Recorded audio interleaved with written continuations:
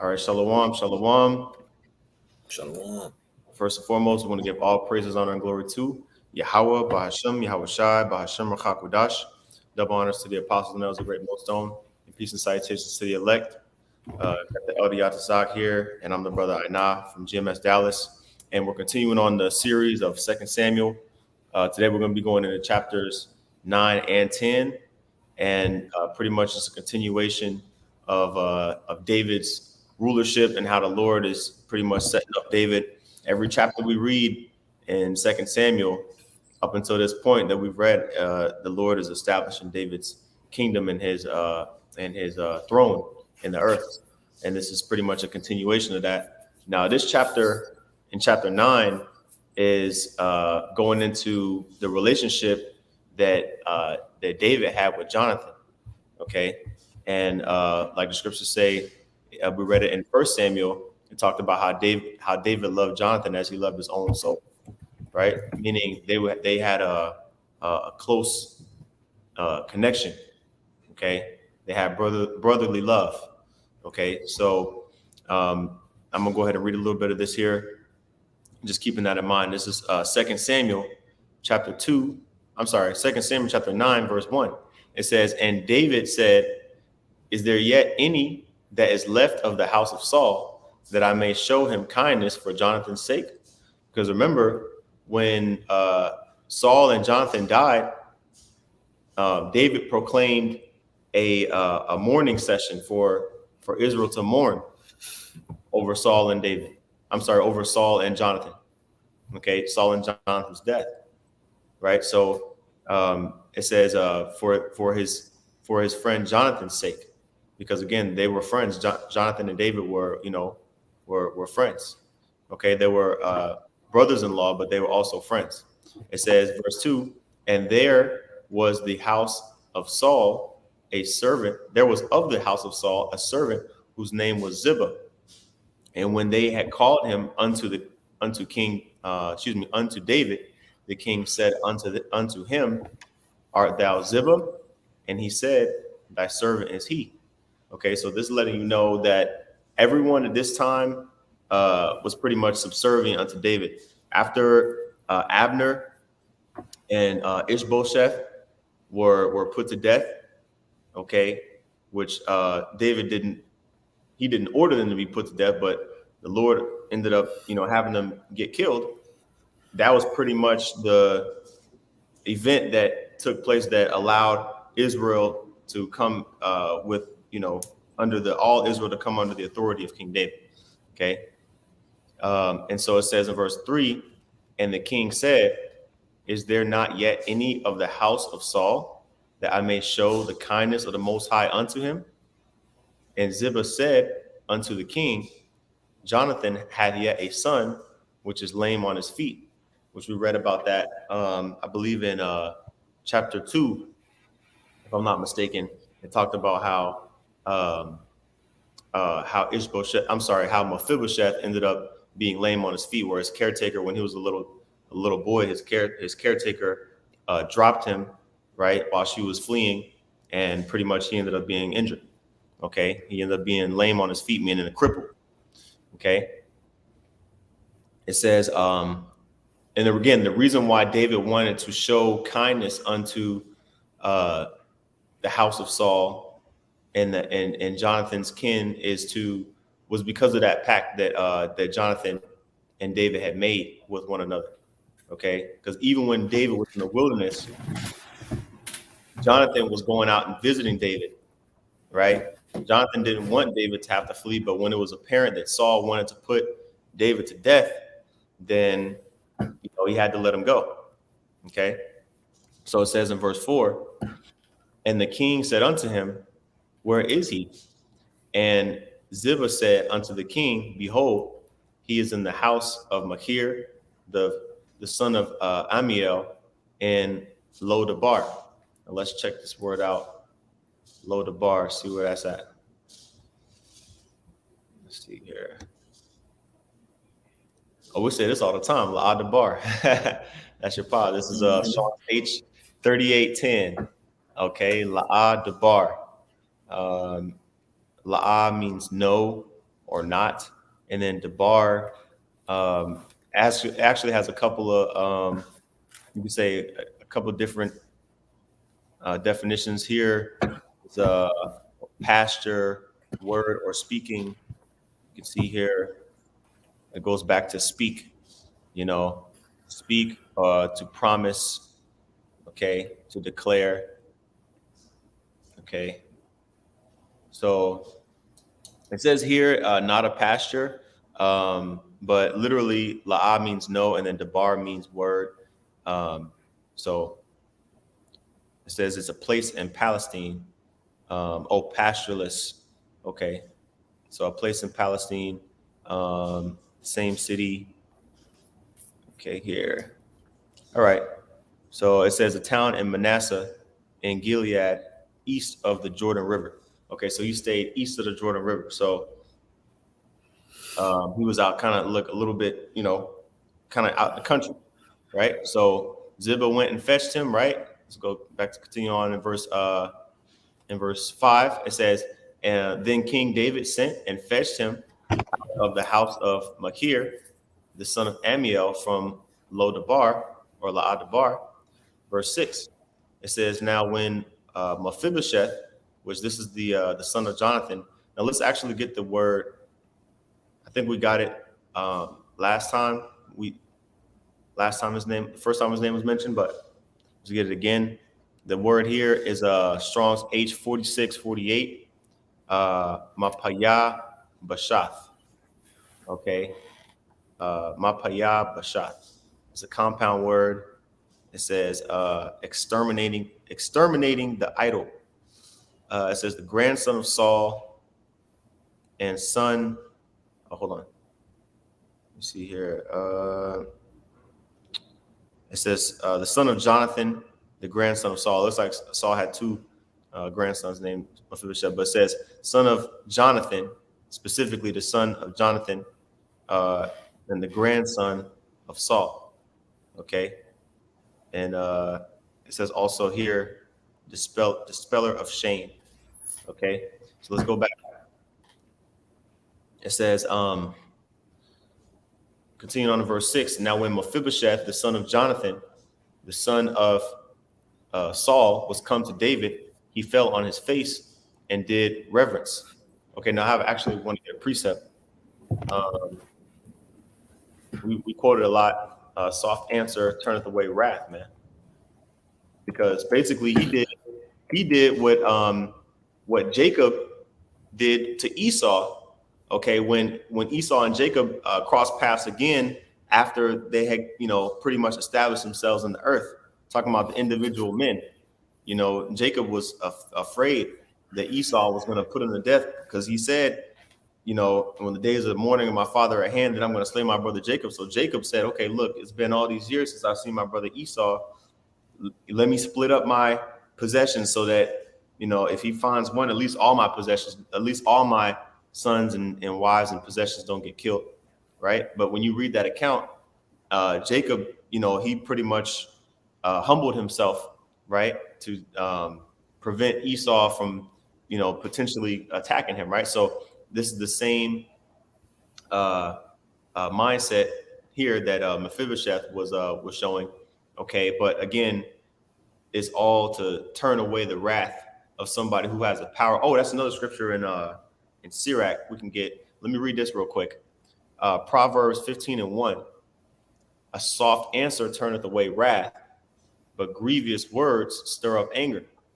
You see? So he could have,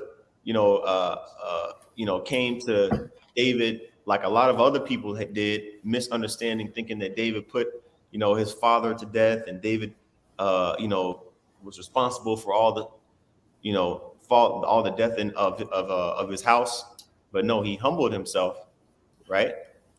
And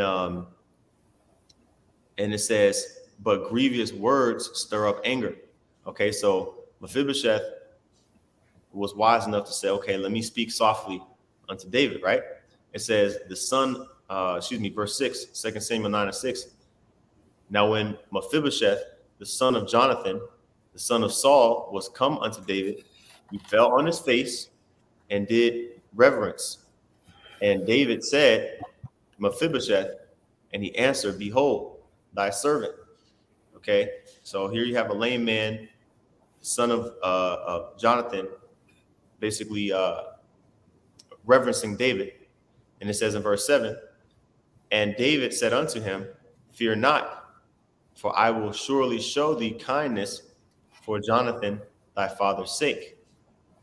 And I will restore thee all the land of Saul thy father, and thou shalt eat bread at my table continually. Yeah. Now, with David showing that mercy, that was a prelude, pretty much to the Lord having mercy on Israel. You know what I'm saying? Because that's the house of Saul and the house of David both make up. You know what I'm saying? Israel. Mhm. You know, David made a pact with Jonathan, meaning he was a man of his word. You know, you see all these different characteristics that David is showing. You know, like any other king that would have gone through what he went through, he wiping out the whole line and all those different things. But David was always in the spirit when it came to Saul, Jonathan. You know what I'm saying? Especially with Jonathan. You know what I'm saying? I made a pact that I was gonna look out for you. You know, he made it clear that he wasn't finna harm nobody in Saul's house. You know what I'm saying? Mhm. Because he understood through the spirit that it was bigger than him.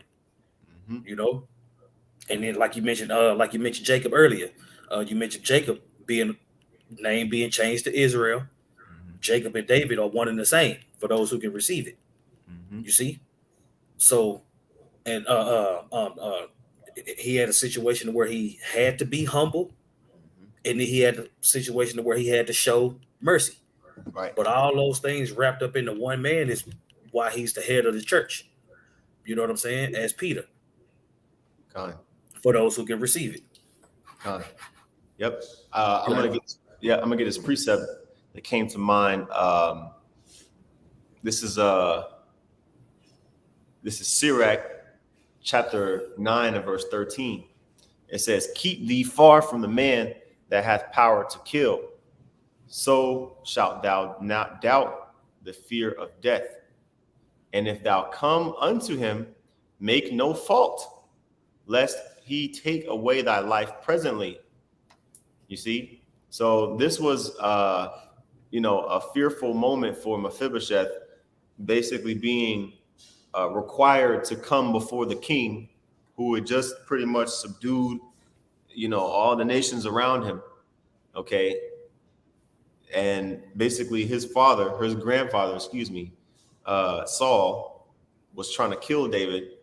Okay. So you can imagine the stuff that was going through his mind. He's already crippled, right? So he had no choice but to just like plead for mercy, you know? And Saul and Jonathan was gone. mhm, yep, yep. So that was the wisest thing he probably could do. It says, finishing out that verse in Sirach, remember that thou goest in the midst of snares, and that thou walkest upon the battlements of the city. So he already knew that his life could have been in danger, but thankfully David was merciful. He sought Mephibosheth to show kindness unto him. So it says here, David said unto him, Fear not, for I will surely show thee kindness for Jonathan thy father's sake, and will restore thee all the land of Saul thy father. So David remembered the covenant that him and Jonathan had made. Okay, and not only that, he also gave that land inheritance because you had um, Saul who was killed, and then you had Jonathan who was killed, and then you also had Ishbosheth, okay, who was another son of Saul's. He was also killed as well. So a lot of those sons of Saul and that line was pretty much getting dwindled down, okay, because also you had that majority of Saul's army had died in that battle against the Philistines. So um, that land inheritance pretty much was given to Mephibosheth.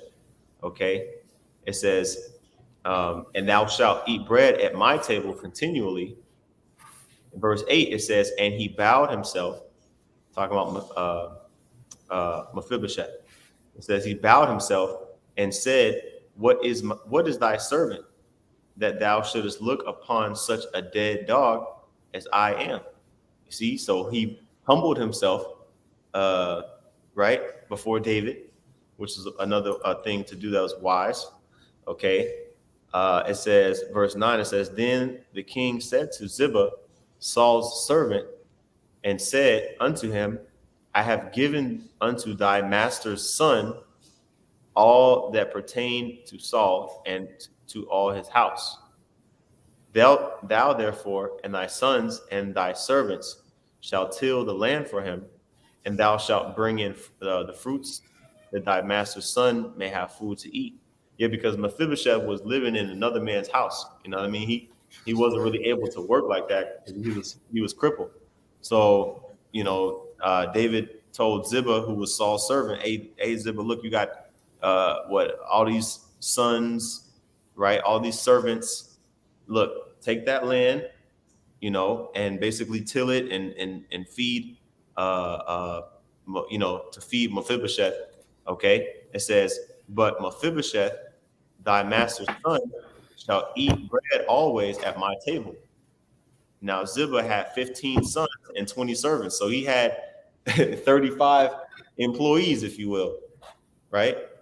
So that was enough to be able to take over to look over Saul's land.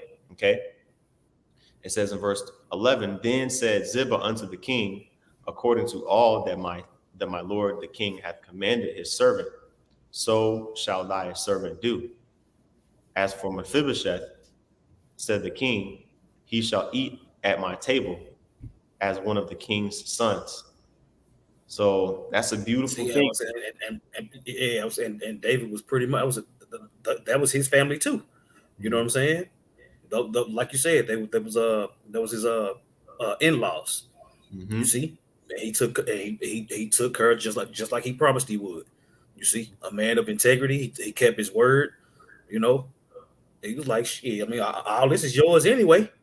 You know what I'm saying? The beef between between me and your grandfather don't overshadow what the Lord set up.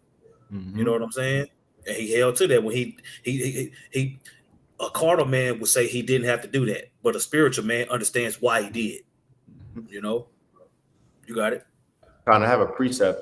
This is James chapter 2, and let me see here.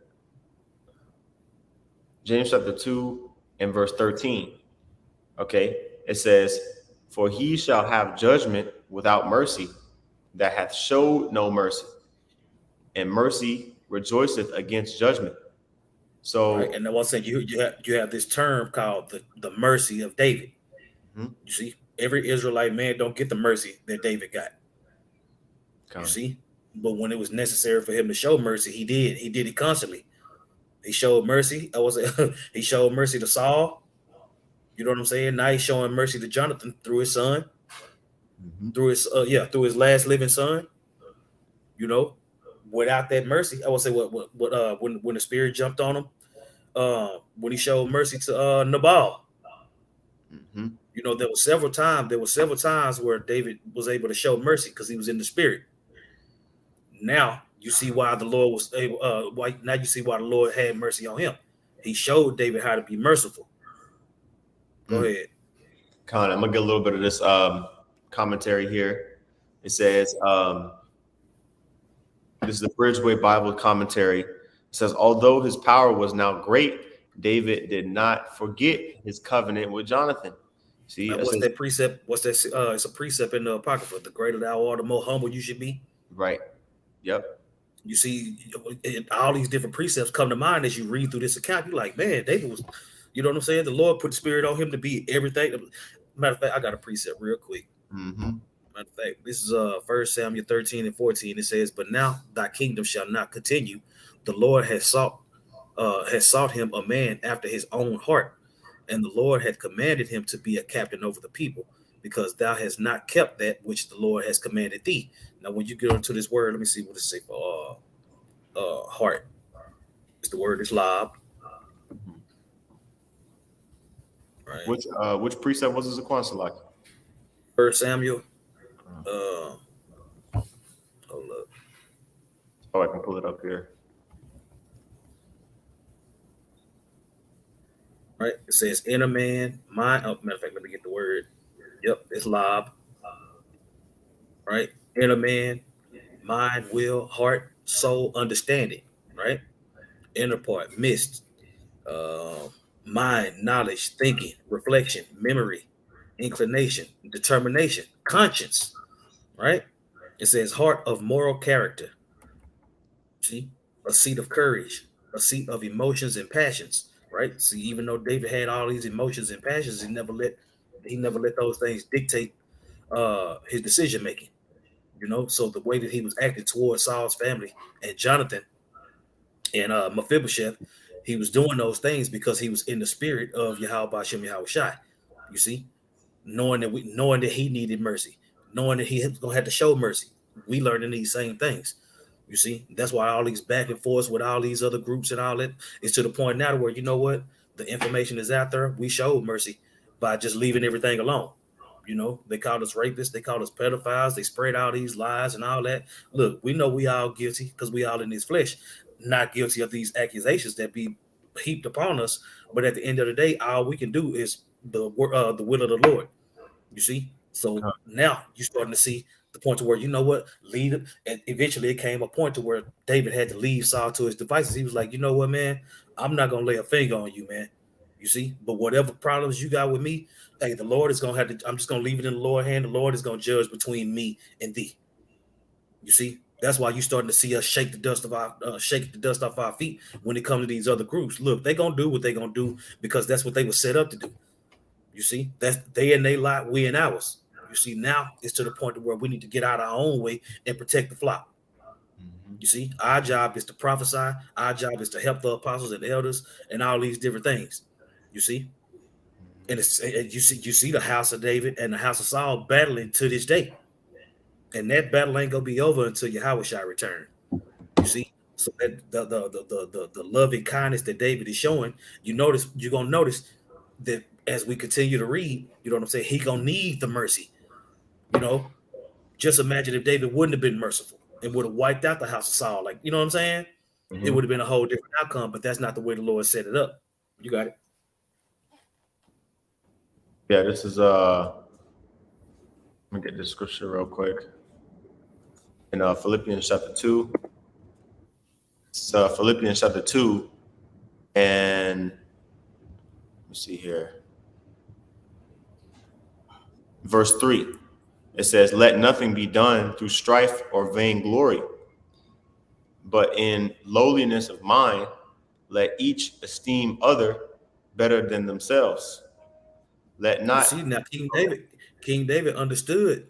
He understood that Saul was going off, but it was what it was. You see, he was like, you know what? The Lord anointed him and made him king. Who am I to touch the Lord's anointed? You see, now Saul knew David was anointed. He didn't give a damn. Man. You see, but the prophecy was that David was going to be risen up, and then Saul was going to be wiped out, and that's what happened. You see, so when you see Mephibosheth come as humble as he did, he was able to read the room.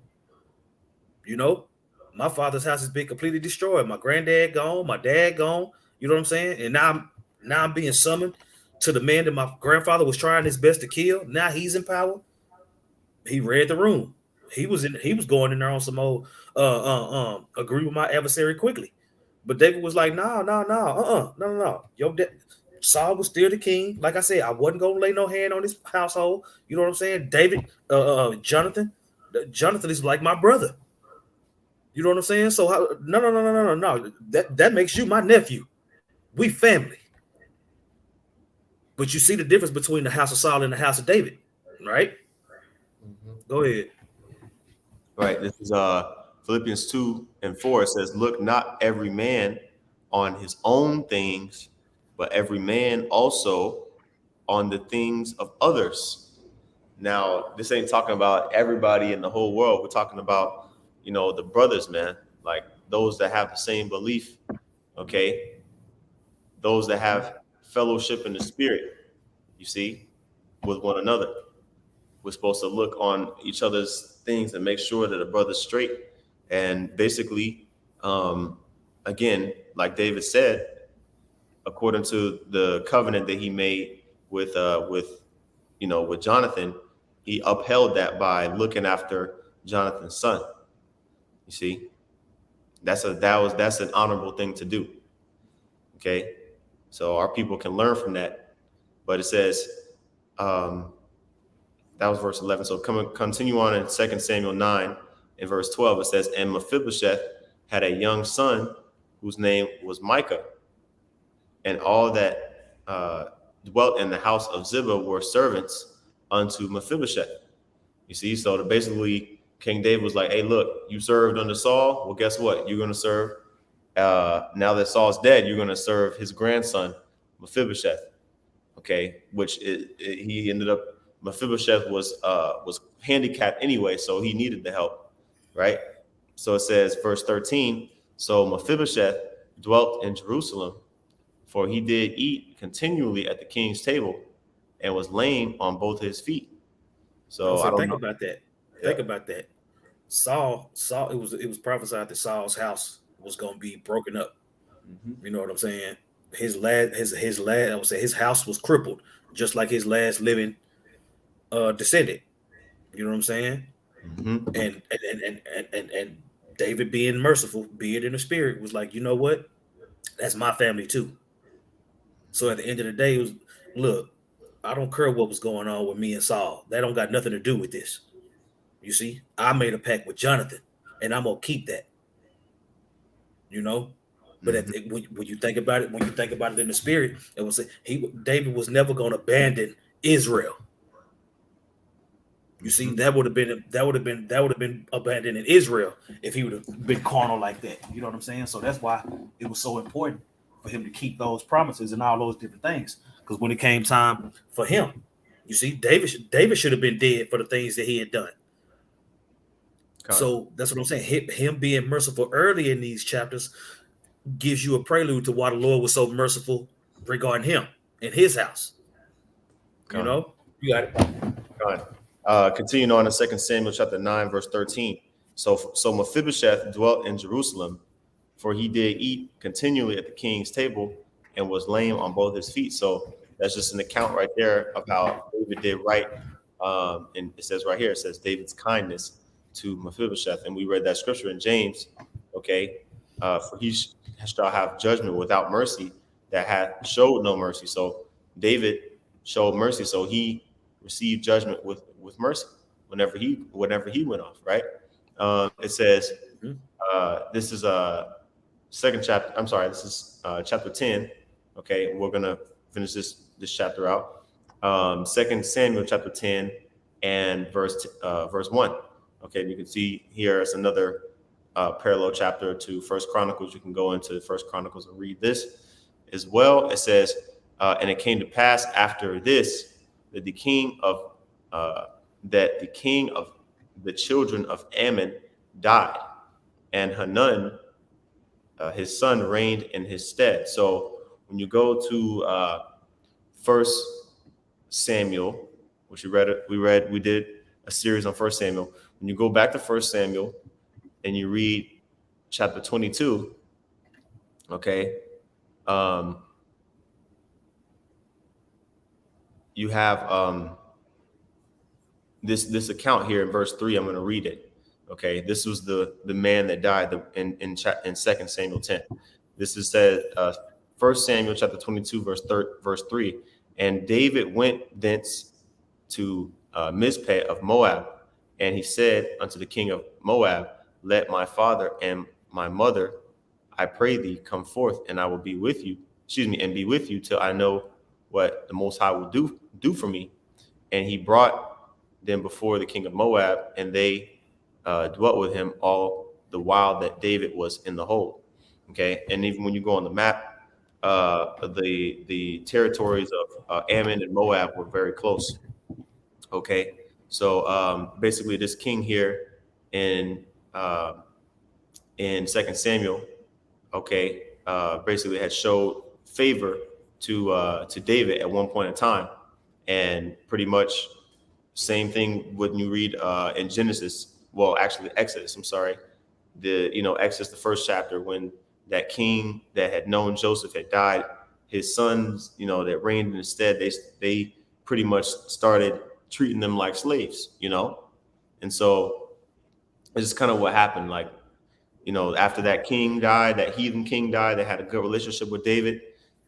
His son was like, "Nah, f these Israelite guys," right? So it says in verse 2, then David said, I will show kindness unto Hanun, the son of Nahash, as his father showed kindness unto me. And David sent to comfort him by the hand of his servants for his father. And David's servants came into the land of the children of Ammon. So let me actually get a cross reference real quick and see if it says the account Nahash. Okay, so let's see here. Okay, let's read this real quick. Saul defeats the Ammonites.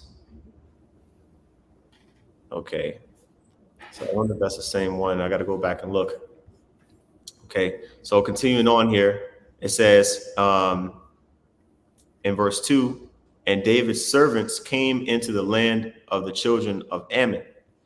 And the princes of the children of Ammon said unto Hanun their lord, thinkest thou that David doeth honor thy father, that he hath sent comforters unto thee? Hath not David rather sent his servants unto thee to search the city and to spy it out and to overthrow it? Okay, now keep in mind, we read in chapter 8, 2 Samuel chapter 8, David took down the Philistines, took down Moabites, it took down the Edomites, okay? But the Ammonites, he kind of, and the Syrians as well, right? He pushed back the Syrians, okay? But it didn't make mention of the Ammonites until here. So, Ammon kind of got dealt with last, right? Up until this point, that, David hadn't went into their land and jacked them up. He actually sent peace messengers to the Ammonites, right? Now the Ammonites said, "Look, this dude David, man, he's trying to spy out our land so that he can overthrow like he did all these other nations." So this is what they did. This is what the Ammonites did. It says, "Wherefore Hanun, who was the king of Ammon, took David's servants and shaved off the one half of their beards and cut their garments in the middle, even to their buttocks, and sent them away." So he didn't kill them, right? He didn't kill David's servants, but he took the servants and he cut off, half of it. Basically made a mockery of them, made them look crazy. He cut. Imagine that, they got we wear our garments down to the foot, right? But if you cut the garment off in the middle, like like the long, the horizontal way, right? And it's basically not covering your body, then that's embarrassing, right?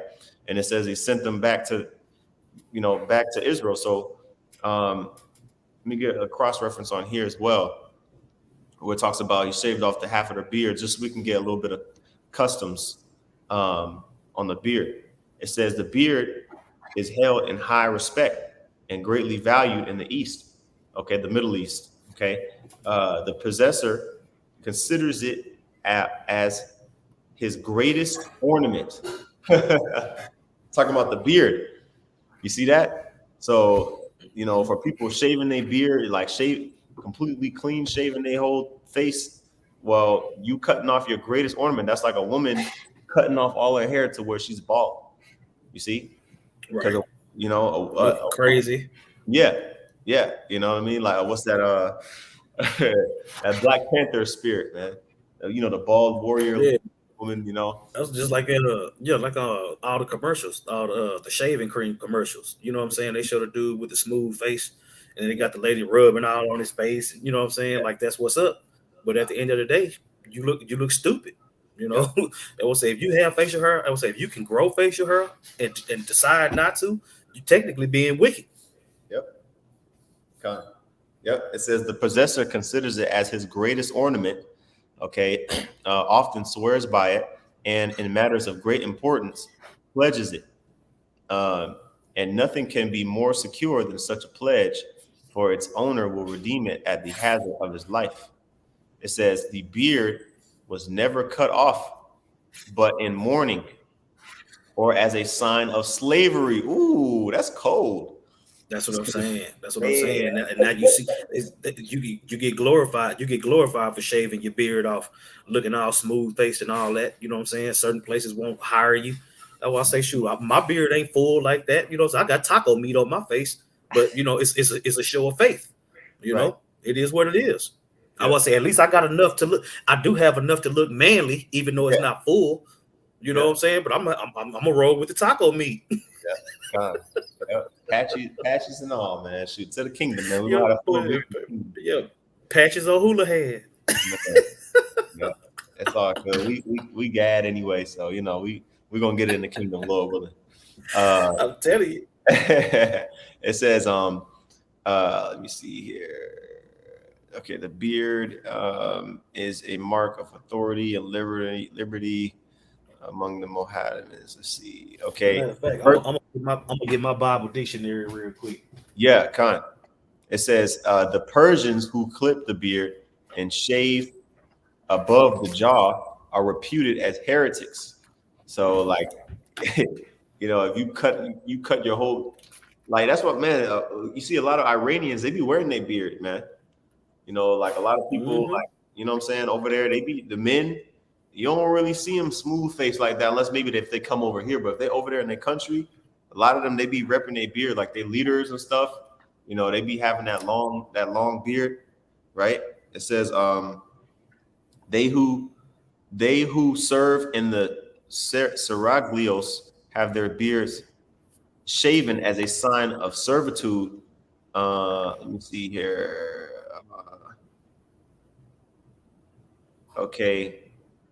It says, among the Arabians, it is more infamous for anyone to appear. And infamous is like a bad thing. Like, you know, if you're infamous, like it's a bad reputation. It says, it is more infamous for anyone to appear with his beard cut off than among us to publicly be whipped or branded. And many would prefer death to such a punishment. So, and they got precepts to back it up. So it's saying in amongst the Arabians, which the Arabians, those are Shemites, okay, those are Shemites, okay, and it says it is more basically more of a bad reputation for one to appear with his beard cut off than for somebody to be publicly whipped. So basically, like they don't cut their beards off, man. You know, Esau be pushing that clean shaven identity, hiding his identity agenda. But That's what yeah, I'm saying. This fool face will be smooth, but his back hairy.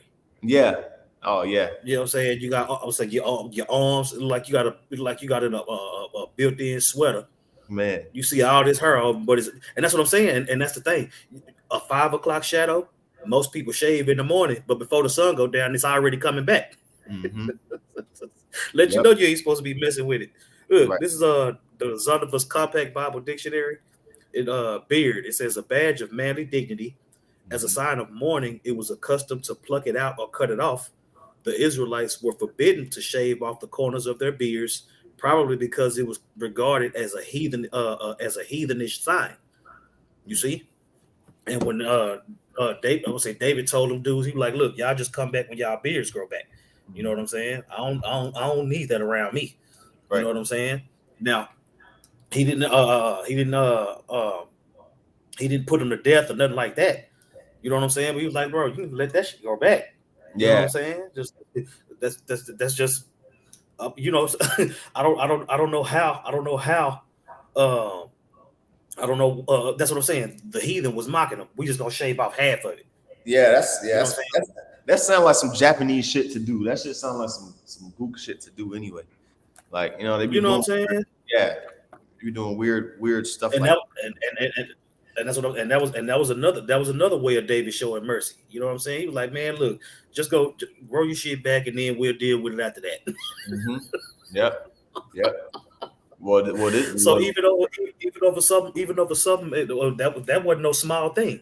Shaving a man's beard off halfway, cutting his garment, and doing all that was mad disrespectful. What David just said, that's what I'm saying. That was a custom. If you send a messenger, you don't kill the messenger. right. You know what I'm saying? And instead of them killing the messenger, they just made sure they embarrass him. Like, dude, what? That's what I'm saying. First of all, the only reason why David sent those men to you was he was in peace mode. Not hmm beast mode. He was in peace mode. You know what I'm saying? Your father was good to me. I'm trying to be good to y'all. You know. Kind. And then even though they didn't have GMOs back then, this was a GMO baby tactic. Yep. Nah, you know what I'm saying? Go ahead. Yep. So them Ammonites, you know, shaved off David's servants' beards, okay, and it sent them back to Israel, right? So verse 5, when they told it unto David, he sent to meet them because the men were greatly ashamed. You see, they were ashamed to have the, you know, like, you know, they probably couldn't do nothing about it. They probably trying to resist getting and they, you know, like when it was happening, like nobody wants their clothes cut, like, you know what I mean? You know, they had to walk back probably half naked, right? It says, and the king said, tarry at Jericho until your beards be grown and then return, right? It says, verse 6.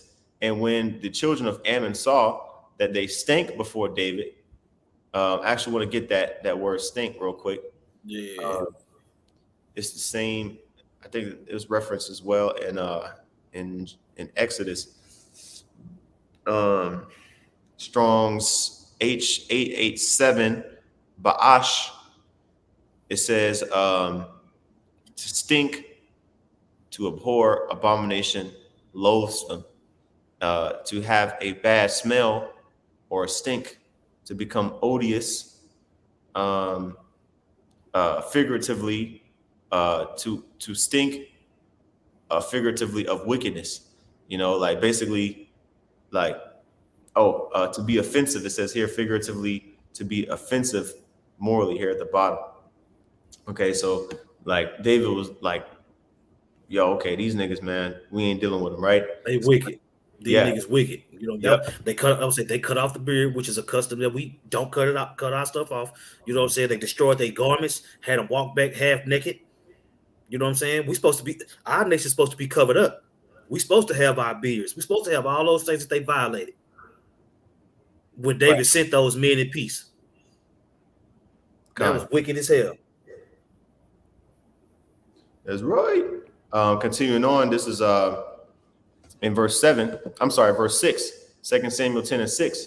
And when the children of Ammon saw that they stank before David, the children of Ammon sent and hired the Syrians, okay, of Beth Rahab, and the Syrians of Zobah, 20,000 footmen, and the king of Maacah, 1,000 men, and of Ishto, 12,000. So basically, all of these were Syrians, you know, from different cities and different precincts. Because even when we read in the previous chapter, certain Syrians were at war with one another. So they were different. They were all the same nation, but maybe you could say different tribes or whatnot. Okay, and so anyway, the Ammonites hired, uh, thousands of Syrians to fight against Israel. It says verse 7, and when David heard of it, he sent Joab and all the host of the mighty men. Remember, Joab was captain of David's host, right? And even though Joab and his brother had wickedly slain Abner, you know, the Lord still allowed Joab to have that military might, in David's army, so it's an interesting dynamic, but it all played out. It says in verse 8, and the children of Ammon came out and put the battle in array at the entering in of the gate. And the Syrians of Zobah and Rehob and Ishtob and Ma'akah were by themselves in the field. So basically meaning, there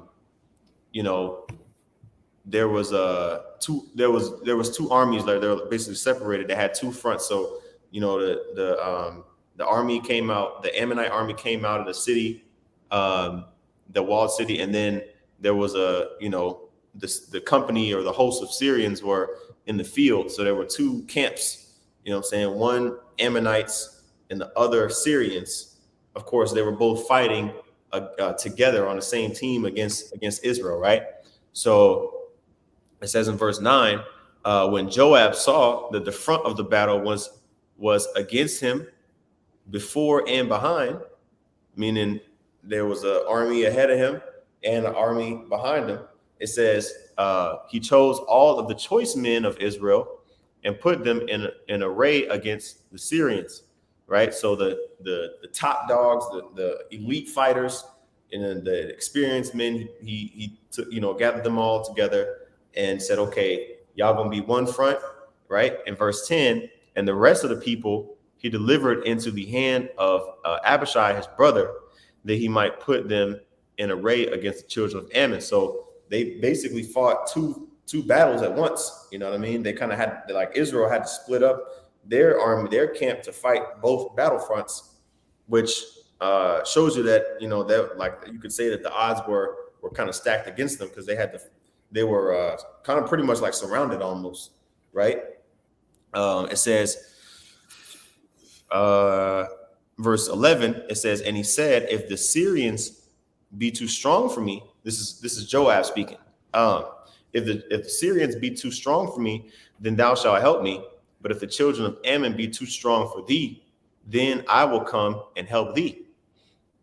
It says, be of good courage, and let us play the men for our people and for the cities of our power.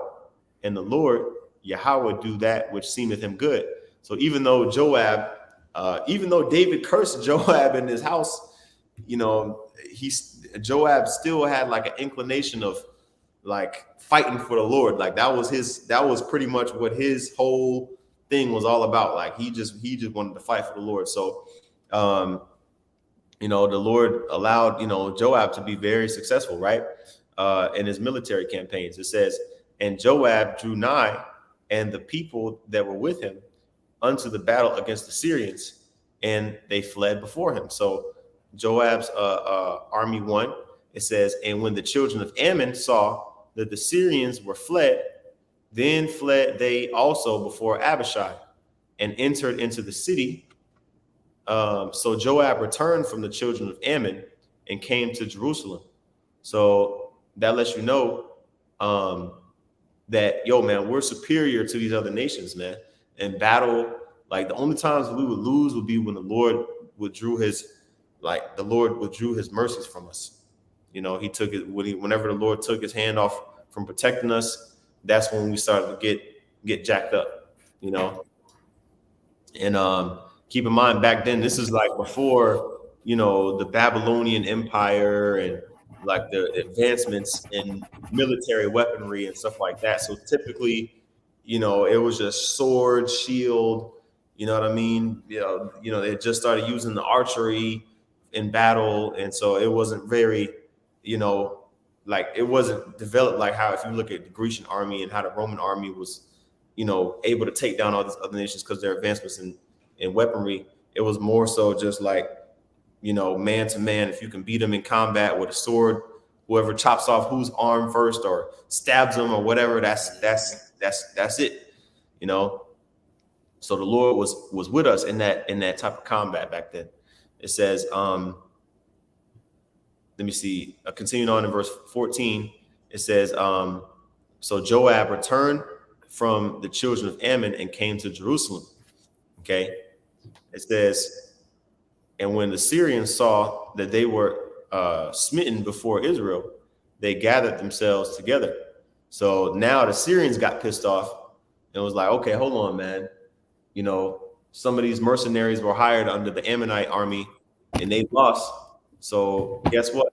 Now we're going to attack you guys, even though that like not all the Syrians, but a lot of them, you know, had just got done, you know, getting jacked up by David. But hey, as you see with the Philistines was ruthless.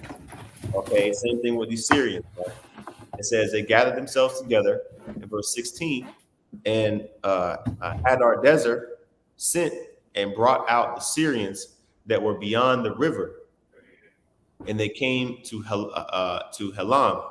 Okay, now this river is the Jordan River, I believe, or it could be.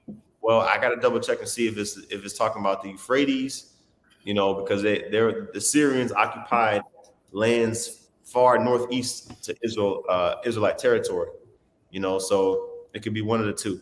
It says, and they came to Halam, and actually, let's look up this city Halam real quick. Let's see here. And they came to Halam. Okay. Chayalam, stronghold. Okay, yeah, no, that was so they went all the way. The Syrians invoked help from other Syrians from even beyond the Euphrates River, which is way out there. You know what I'm saying? If you pull it up on the map, it says Halam was a place east of the Jordan River. Okay, yeah, east of the Jordan River, west of the Euphrates River. So they went out there, you know, past the Israelite borders, talking about the Syrians, and they went and they gathered up all the Syrians in that area. Okay, it says it's in Gilead. It says at which the Syrians under Hadarezer were defeated by David. So let's go here. Just want to see where that city Halam was. Okay, it says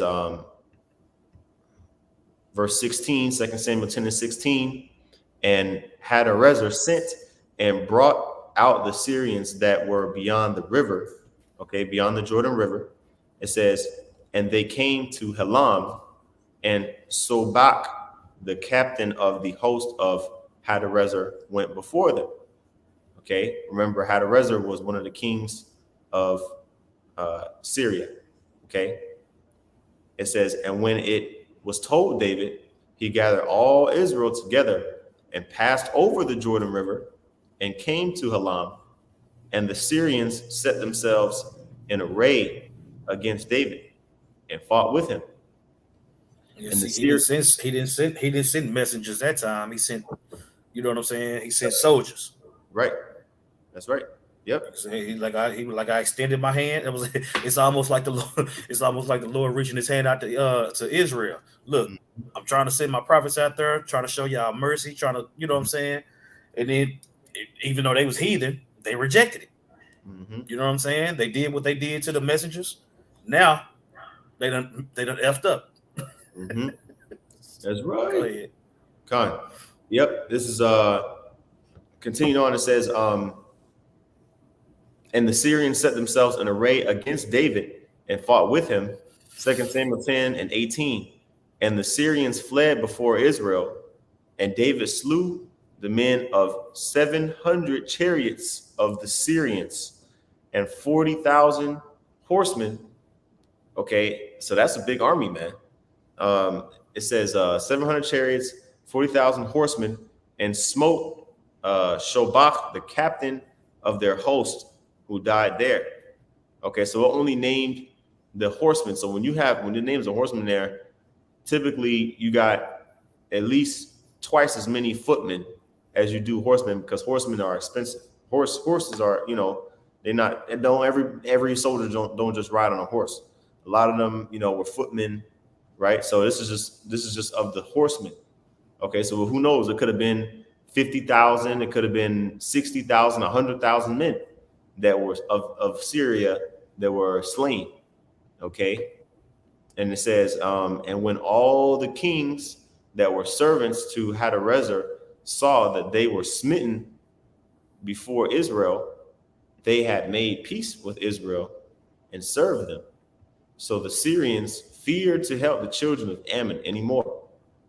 You see? So they tried to puff themselves up and, flex their muscles, talking about the Syrians and really they got jacked up. The Lord brought them into a situation that didn't really even have nothing to do with them, because David went to Ammon, to the king of the Ammonites, and the Ammonites were the ones that embarrassed us, embarrassed David's messengers, and then pretty much tried to wage war against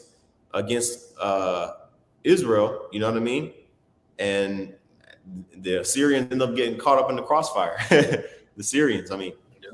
So yeah, I guess I can get one more. Let me see here. Let's see, Psalms 18. Let's get to Psalms 18 real quick. And I guess any other precepts that come to mind, but let me get to Psalms 18. Okay, Psalms 18 and 32. It says, "It is the Most High that girdeth me with strength and maketh my way perfect. He maketh my feet like hinds' feet and setteth me upon my high places. He teacheth my hands to war, so that a bow of steel is broken by mine arms." Okay, now let's go back up here, make sure. Yep, this is a Psalm of David, man. Okay. Oh, and this is a Psalm of David that was sung when David was delivered from the hand of all his enemies, which we haven't gotten to chapter 22 yet, but this is pretty much the same prayer, if you will, the same song, Psalms 18, right? So think about all the wars that David had fought. Well, this is one of them that caused him to write this song. Okay, verse 34 again, Psalms 18 and 34. "He teacheth my hands to war, so that a bow of steel is broken by mine arms. Thou hast also given me the shield of salvation, and thy right hand hath holden me up, and thy gentleness hath made me great." You see? So, the Lord was with David, man. Okay. He was spiritual. Like, he understood, okay, you have a physical shield, you got a sword that's able to kill men, but really everything is influenced by the Spirit of the Lord, right?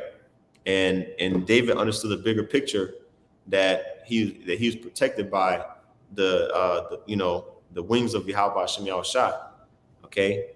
And that's pretty much, it, because we're going to end up reading this anyway. So that was pretty much the precepts that I had. Zaquan, did you have any closing points or anything? No, that last precept was perfect. You know what I'm saying? At the end of the day, David always gave glory to Yahweh Hashem Yahushua. He never shied away from giving the glory to the Lord. You make me great. You did this for me. You did that for me. Even when he was young, the Lord delivered that lion and that bear into my hand, just like he finna do Goliath. And that's one thing we can never lose sight of, man. Always give glory to Yahweh Hashem Yahushua, man. You see, and as we continue to read, you're gonna see. And even when David went off, you know what I'm saying? That Psalms 51. Look, we need to be in that spirit. Because we still in this flesh, so we are gonna slip and we are gonna fall. Yeah. We're gonna have to forgive our brothers. We're gonna have to do all those different things. David constantly did all those things that we preach about today. How we need to be, the mindset we need to have. That's why the comfort comes from the scriptures. That's why everybody else want to have fun and they want to do them and they want to. Nah, look, man, we got one job. You know what I'm saying? And Lord willing, we'll do it until the end. So you can go ahead and close us out. Khan, hey, I brought Zazad. That was edifying. With that, we want to give all praises, honor, and glory to Yahweh, Bahashem, Yahushai, Bahashem Rakakudash. Double honors to the apostles, and that was a great millstone. And peace and salutations to the elect. Shalom. Shalom.